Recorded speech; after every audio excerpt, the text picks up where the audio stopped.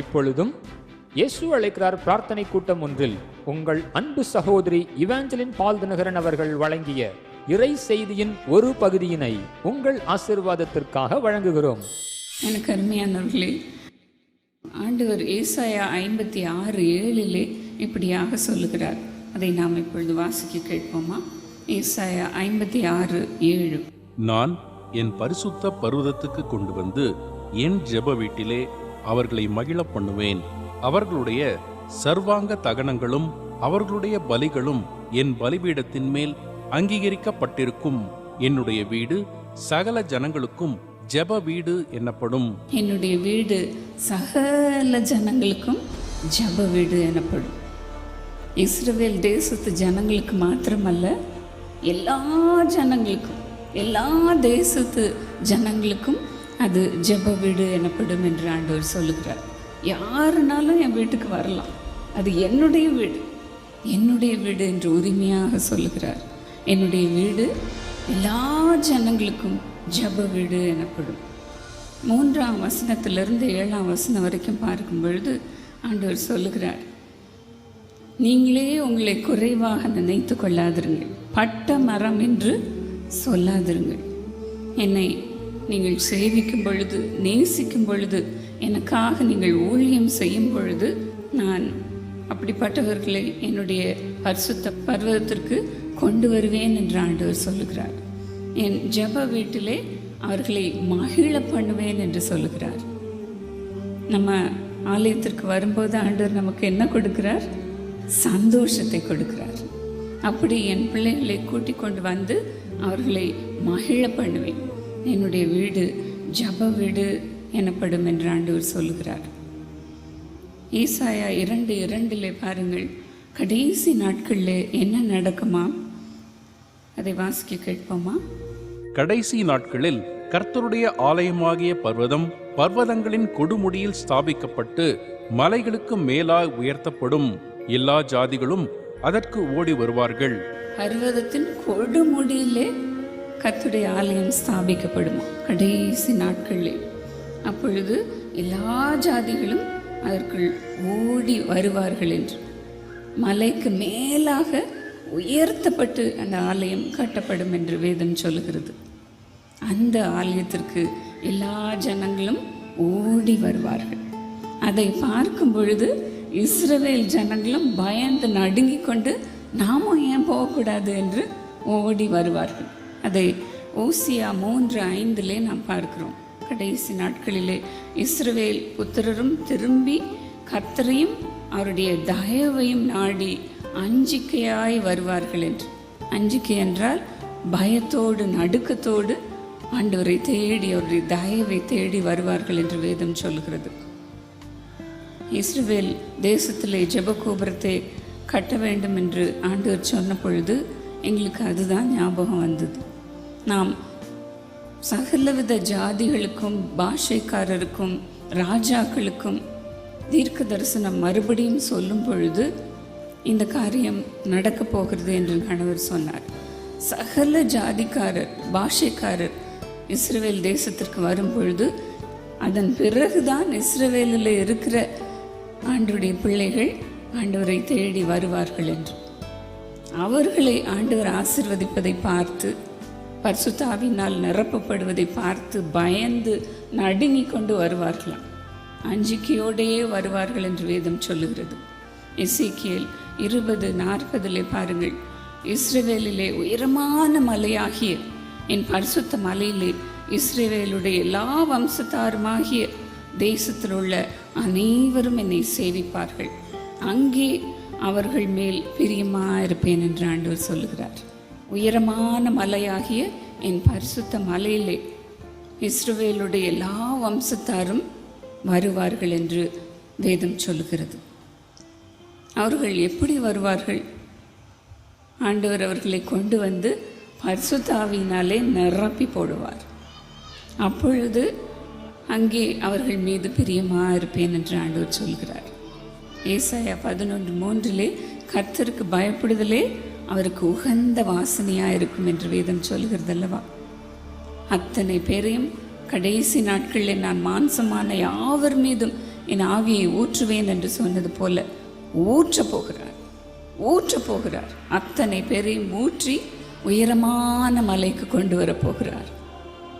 எனக்கு அருமையானவர்களே, ஆண்டவர் செய்ய போகிற காரியங்கள் நமக்கு அறிவுக்கு எட்டாததாக இருக்கிறது.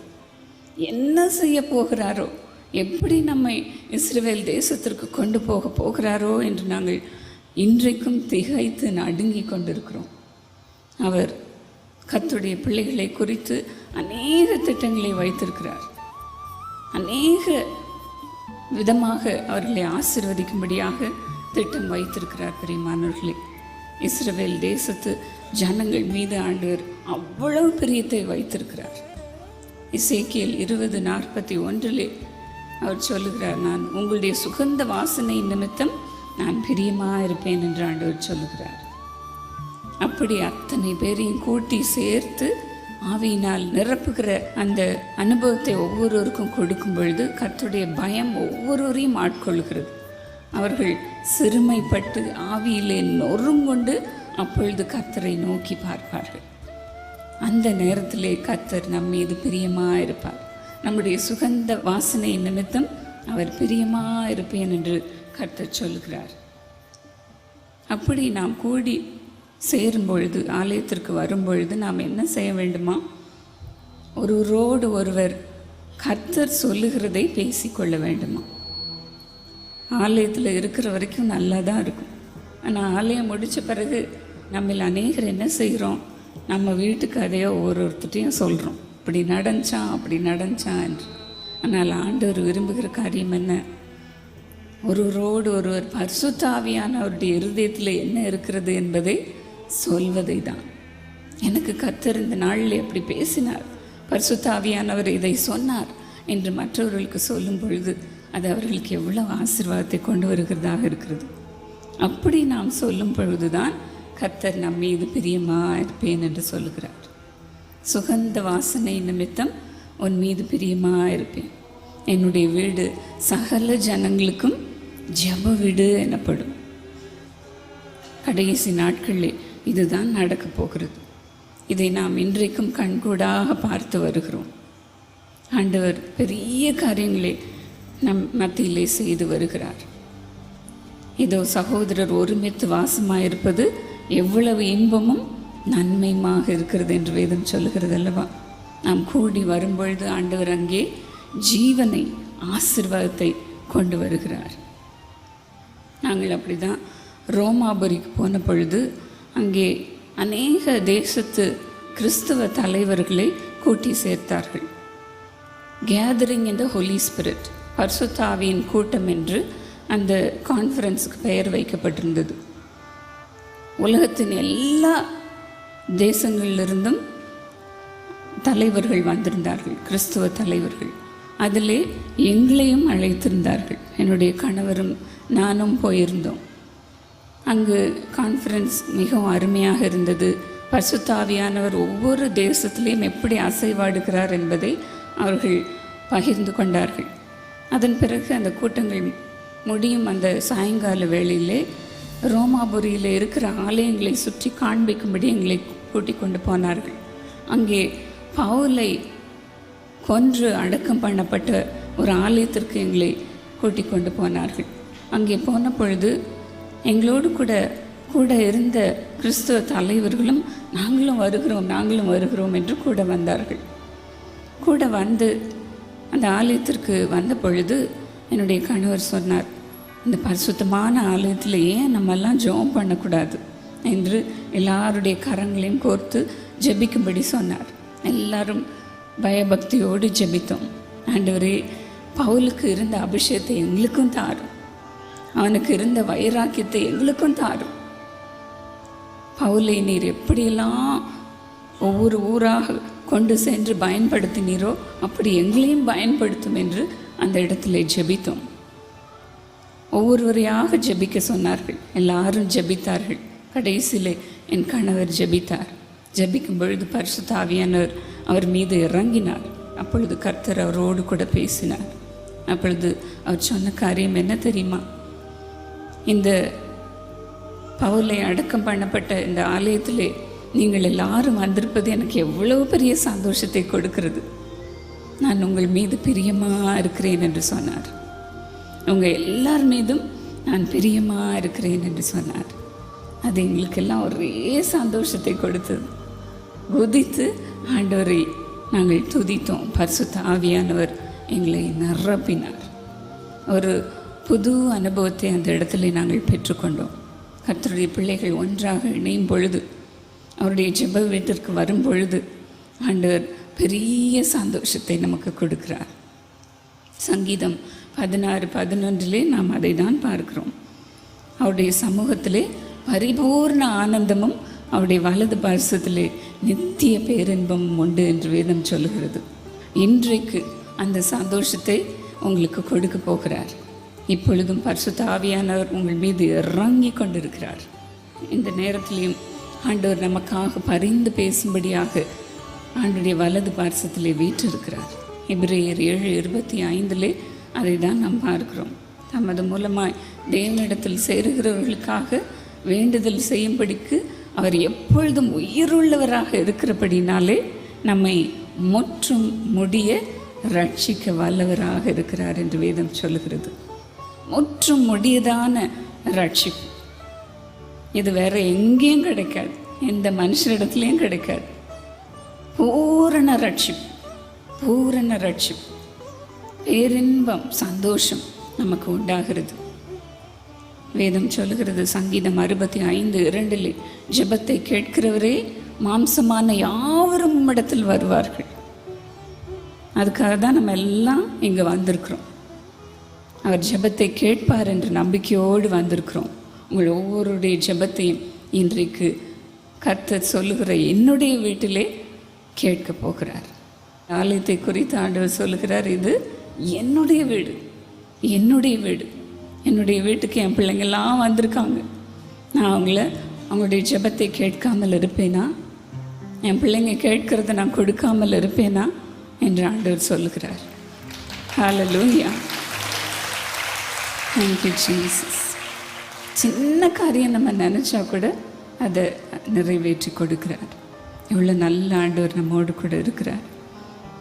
அவருடைய வீட்டிற்கு வந்தவர்களாகி உங்களுக்கு ஆண்டவர் சந்தோஷத்தை கொடுக்கிறார். பிதாவின் வீட்டிலே சந்தோஷத்தை கொடுக்கிறார். நித்திய வீட்டிலே சந்தோஷத்தை கொடுக்கிறார். நம்ம உட்காந்து அழுது கொண்டிருப்பதற்கு அல்ல, அவருடைய பிரசன்னத்தினால் நிரம்புவதற்காக நம்மை அழைத்து கொண்டு வருகிறார்.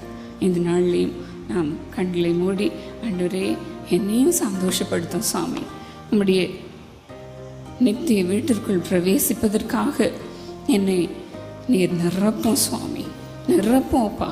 அதுதான் எனக்கு இந்த உலகத்தில் சந்தோஷம் என்று ஆண்டவரத்தில் கேட்போமா? இருக்கிற இடத்துல கண்களை மூடி ஆண்டவரை நோக்கி பார்ப்போமா? இந்த நேரத்தில் ஆண்டுடைய அளவில்லாத சொல்லி முடியாத சந்தோஷம் நம்மை நிரப்ப போகிறது. ஸ்தோத்திரம் அப்பா. ஆண்டவரே உம்மை நன்றியோடு துதிக்கிறோம் சுவாமி.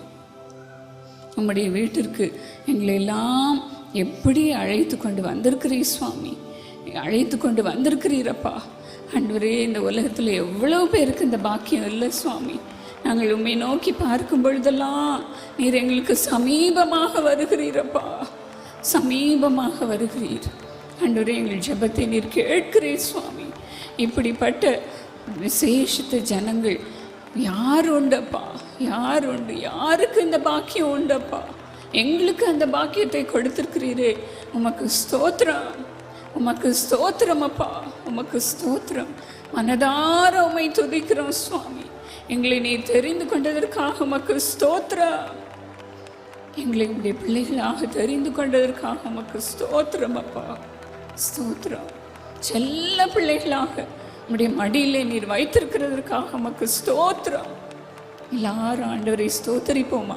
வாயை திறந்து உள்ளத்தின் ஆழத்திலிருந்து கர்த்தருடைய ஆலயத்திலே தொழுது கொள்ள வரும்பொழுது உண்மையோடும் ஆவியோடும் தொழுது கொள்ள வேண்டும் என்று வேதம் சொல்லுகிறது அல்லவா? முழு இதயத்தோடும் முழு மனதோடும் ஆண்டவரை சேவிக்க நாம் வந்திருக்கிறோம் பிரியமானவர்களே. முழு இருதயத்தோடும் ஆண்டவருக்கு ஸ்தோத்திரம் பண்ணுவோமா? ஸ்தோத்திரம் அப்பா. பரிசுத்தாவினாலே நிரம்பி ஸ்தோத்திரம் பண்ணுவோமா? ஆண்டவர் உங்களுக்கு கொடுத்திருக்கிற வேறு பாஷைகளை சொல்லி ஆண்டவருக்கு ஸ்தோத்திரம் பண்ணுவோமா? ஸ்தோத்திரம் அப்பா. உமக்கு ஸ்தோத்திரம் சுவாமி. ஒவ்வொருவரையும் சந்தோஷத்தினால் நிரப்போம் சுவாமி, நிரப்போம்ப்பா, நிரப்போம் சுவாமி. கரங்களை உயர்த்தி ஆண்டவரை ஸ்தோத்திரம் பண்ணுவோம். ஸ்தோத்திரமப்பா. ஆண்டவரே, உம்முடைய வீட்டிலே நீர் எவ்வளவு பெரிய சந்தோஷத்தை எனக்கு வைத்திருக்கிறீர் சுவாமி. உமக்கு ஸ்தோத்திரம், உமக்கு ஸ்தோத்திரம், உமக்கு ஸ்தோத்திரமப்பா. ஒவ்வொருவரையும் நீர் ஆசீர்வதியும்ப்பா. அவர்கள் உள்ளத்தின் ஆழத்தில் இருக்கிற வாஞ்சைகள், விருப்பங்கள் ஒவ்வொன்றையும் நிறைவேற்றும்படியாக அவர்களை உம்மால் நிரப்போம் சுவாமி, நிரப்போம்ப்பா, நிரப்பும் சுவாமி. கர்த்தருடைய வல்லமை இப்பொழுது இறங்கி கொண்டிருக்கிறது. உங்கள் மீது கர்த்தருடைய ஆவியானவர் இறங்கி கொண்டிருக்கிறார். ஹல்லேலூயா. உமக்கு ஸ்தோத்திரமப்பா, உமக்கு ஸ்தோத்திரம் சுவாமி. ஒவ்வொருவரையும் நீர் ஆசீர்வதிக்கிறதற்காக உமக்கு நன்றி, உமக்கு நன்றி, உமக்கு நன்றி. உம்முடைய பரிசுத்தத்தினால் நிரப்புகிறதற்காக உமக்கு நன்றி. உம்முடைய பலத்தினாலும் அந்த பிள்ளைகளை நிரப்புகிறதற்காக உமக்கு நன்றி, நன்றி, நன்றி, நன்றி அப்பா. ஆண்டவரே, அவர்கள் தேவையெல்லாம் நீர் சந்திக்கிறதற்காக உமக்கு நன்றி. ஜெபத்தை கேட்கிறவரே, நீர் எங்கள் நடுவில் இருக்கிறதற்காக உமக்கு நன்றி, நன்றி அப்பா. ஆண்டவரை ஸ்தோத்திரம் பண்ணிக்கொண்டே இருப்போமா, அந்த சந்தோஷத்திலே கொஞ்ச நேரம் இருப்போமா. ஆண்டவரை ஆராதித்து கொண்டே இருப்போமா. உமக்கு ஸ்தோத்திரம் அப்பா, உமக்கு ஸ்தோத்திரம் சுவாமி. உமது பிள்ளைகள் மீது எவ்வளவு அன்பாக இருக்கிறீரப்பா. ஆண்டவரே, அவர்களுடைய சுகந்த வாசனையை நீர் முகர்ந்து கொண்டே இருக்கிறீரப்பா, முகர்ந்து கொண்டே இருக்கிறீர். உமக்கு ஸ்தோத்திரம். அவர்கள் மீது நீர் பிரியமாக இருக்கிறீரப்பா, பிரியமாக இருக்கிறீர் சுவாமி. அந்த பிரியத்தை நீர் வைத்திருக்கிறதற்காக உமக்கு ஸ்தோத்திரம், உமக்கு ஸ்தோத்திரம். எல்லாராலும் விரும்பப்படத்தக்கவர் நீர் எங்கள் நடுவில் இருக்கிறீரப்பா, இருக்கிறீர் சுவாமி, இருக்கிறீரப்பா. ஹல்லேலூயா. ஒவ்வொருவரையும் பரிபூர்ண ஆனந்தத்தினால் நிரப்புவீராக, நிரப்புவீராக, நிரப்புவீராக. நிரப்பும் சுவாமி, நிரப்போப்பா. அவள் தலையை எண்ணெயால் அபிஷேகம் பண்ணுவீராக.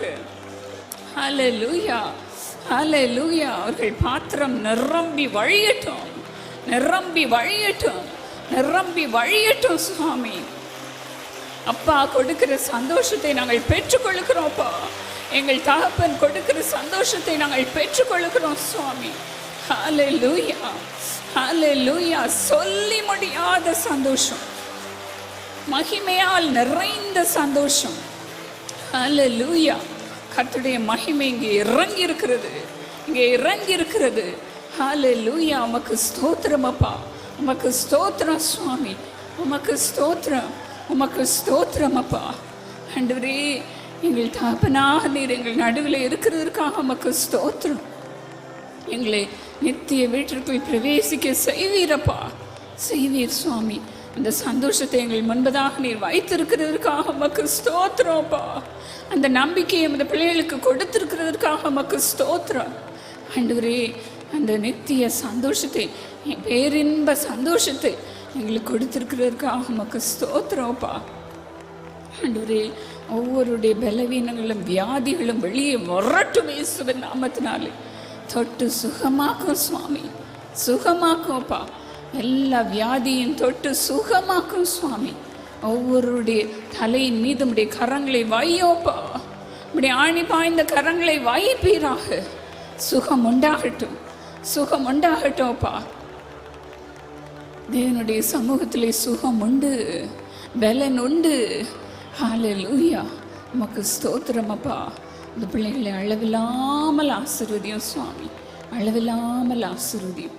இயேசுவின் நாமத்தில் பிதாவே, ஆமென்.